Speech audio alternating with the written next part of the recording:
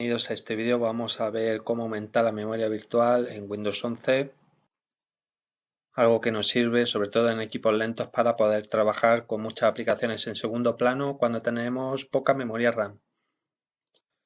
Vamos a ello, vamos a inicio, pulsamos con el botón izquierdo, aquí escribimos sistema,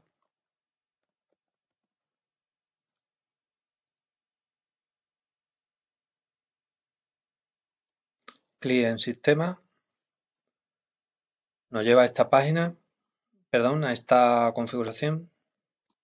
Y ahora nos vamos a dirigir a la configuración avanzada del sistema. Entramos a la pestaña Opciones avanzadas en el caso de que no estuviéramos. Luego vamos a ir a Configuración. Aquí en Configuración lo que tenemos que hacer es ir a la pestaña de Opciones avanzadas. Vamos al apartado de Memoria virtual y clic en Cambiar. Aquí es donde se cambia la memoria virtual. Esta casilla dejamos al sistema que defina la memoria según cree conveniente para nosotros. Si desmarcamos la casilla podemos marcar manualmente nuestro tamaño de memoria virtual.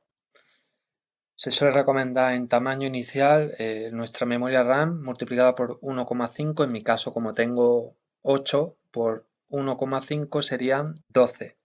Como hay que ponerlo en megabytes, pues 12.000 más o menos. Y el tamaño máximo es multiplicado por 2.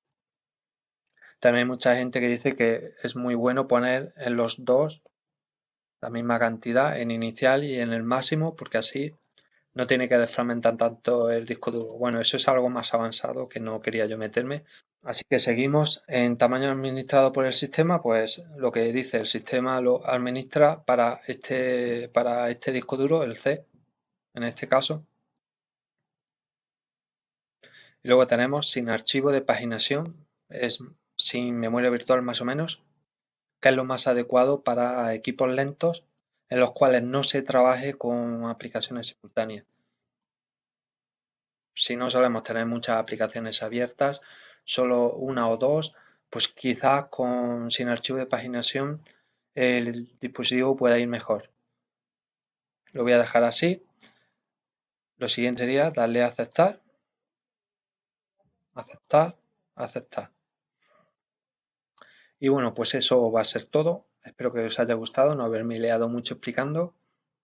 Que tengan un buen día y muchísima suerte. Chao, chao.